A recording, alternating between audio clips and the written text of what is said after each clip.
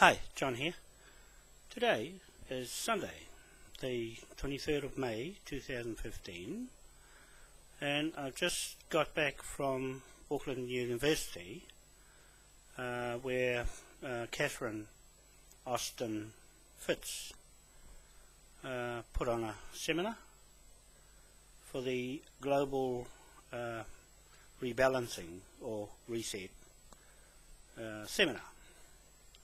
So it was very good. I enjoyed it very much, and I had a chance to meet her and hand her the King William and the Moai Crown pound note concept idea, because that's what she's encouraging. Startup companies in New Zealand come over from America. She's Philadelphia's where she's come from, and so she's been to Australia to encourage entrepreneurs and new business ideas, and our one is just one of them that have been in the waiting for a long time. So I've got a video a couple of videos tonight there, and when I left she was really hugging the book, like I hope that it will hypnotize her into grabbing what it is and doing something good with it. It's for those projects that help the people, the ordinary people, to get up on a level playing field where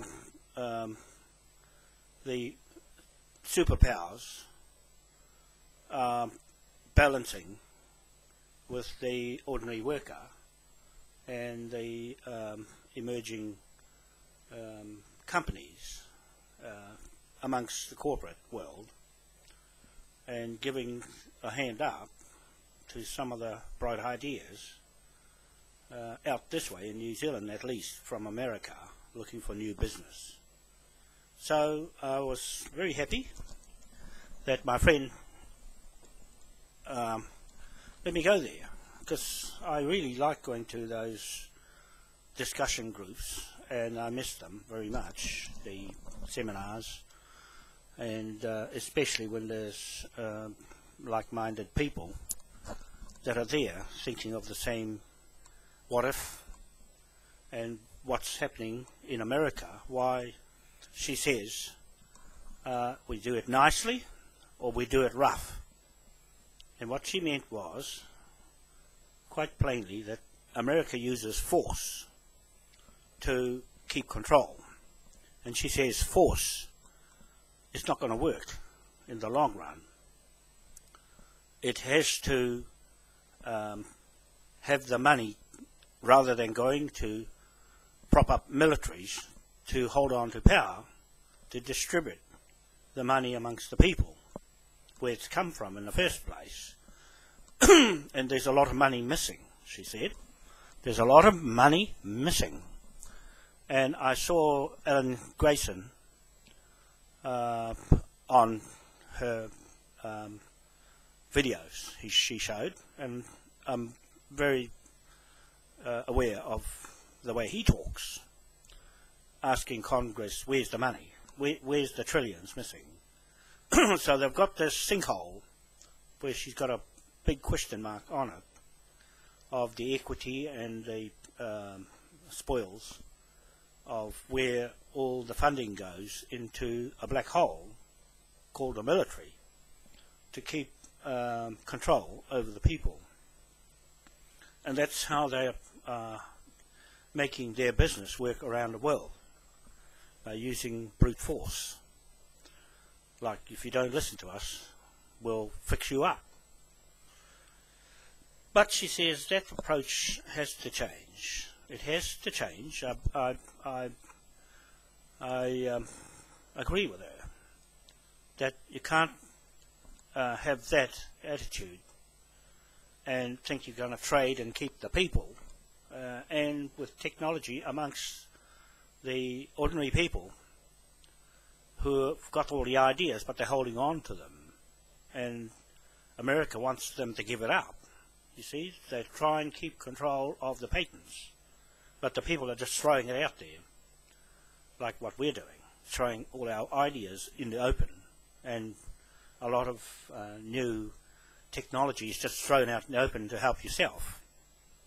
Otherwise they'll take it and steal it with patents and pay you little, and then they make a mess of things like Tesla, the heart machine. And so all of those, she said, are tools of what the government in the United States uses on people to make sure they comply with law that they make, that China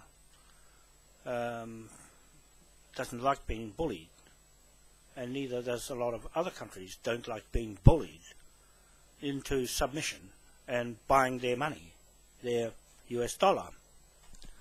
So she's going to find that we are the originators of the pound note. And she did say something about the pound note. I mean, the money situation has to change into some form of currency, and she said the US dollar wasn't going to go away in a hurry. I've got reservations about that. I've got reservations about that because the pound note shall find that the Rothschilds are using the pound note to sell to the US government in order to make their US dollar. So if we're going to step in with the pound note and the original title of this flag here, then they've got a problem. They have a problem. She's gonna find out, just like Karen Hudes did her assessment. It didn't take long for her to nut it out. But that's her opinion. I'm just glad that she answered my big long letter to her in a few words, just a couple of lines, and that's it. It's taken me forever and a day to put that letter together and the letter for Catherine Austin Fitz. It took a lot of effort. When I'm not a lawyer, I'm just an ideas man that covers all the bases before going into the sea with these big projects. You see? So thank you to Catherine. I really enjoyed your seminar. I loved those discussions and questions and answers. I didn't want to ask any questions because I'll just rattle on and on. So I thought I'd just better to watch. If there's a next time, I'll stand up and talk. But not today. Not today. The floor was open to others. I want to hear their opinions, not mine. I've got enough out in the open already. So that's all I want to say on this video. I don't want to go on too long because I'm just uploading the videos now, 2 of them, and this one. And that should be enough for a day's work. Okay, I walked all the way downtown into the warehouse stationery to copy the documents and bind it up. And if that wasn't enough, I had to go to another warehouse up on Victoria Street from downtown Auckland here. And so I had to walk all the way up Victoria Street from there. And then when I get there, it's getting late to go to the seminar on Grafton Road, number 8. And so I hightails it, hikes across the country, up the hill, 2nd gear, and then down the other side and up the hill again on Grafton Road, because that's where I saw it. It had 8 Grafton Road on it. And I went up there and I'm counting the numbers all the way up Grafton Road, and I'm going the wrong way. It's not there. It wasn't there. So I think it's raining. I got my umbrella, and I'm going down the hill again, up the other side, into the university. And they said, "Are you lost?" I said, "I'm looking for this." "Oh, you're in the right place. It's over here." oh, is this Grafton Road? I never thought this was Grafton Road. It's on the other side. Anyway, I found it in the end. I got there just on opening. And I walked all the way home from there again. Down the hill and up the hill. And that was a long way. And so I'm getting my feet all geared up to run all over the place. I'm getting a marathon soon, if I keep that up. So, that's all. I better get on with it, because it's 7:44 now. And I've had a good day, although I'll sleep well after that.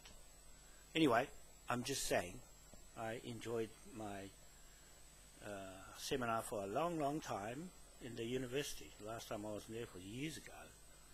I spent 2 years in there, in the university, going to get all the information out on the engine that I got, the aquaspace engine, magnetic engine, that you see online. I went in the university for 2 years flat, every day. And I got in there without a university ticket. My friend gave me his card. He says, you go in there. And I went in there, and I had the whole place to myself. So that's how I put the engine together, that magnetic engine together, right? Because I found all the bits, just like a mechanic. And that was the end of that. It's ready to go. And he's going to have lots of fun with that, Matt. Going to have lots of fun with that one. Anyway, we're going to get on with it. We're going to get on. Oh, there's a concert on. Anyway, we're going to get on with that project as soon as we get some funding. Get going. I hope, Catherine, if you're watching this video, thank you very much, and have a good look at it. Get the book I gave you. Have a look at the words. Have a look at the king, and have a look at Moai. And if you like it, I think we'll do pretty well to make sure that people get the spoils of what's recovered. Okay, that's all. I better go now before it gets too long. See you later, and have a nice evening, because I am. Bye. See ya.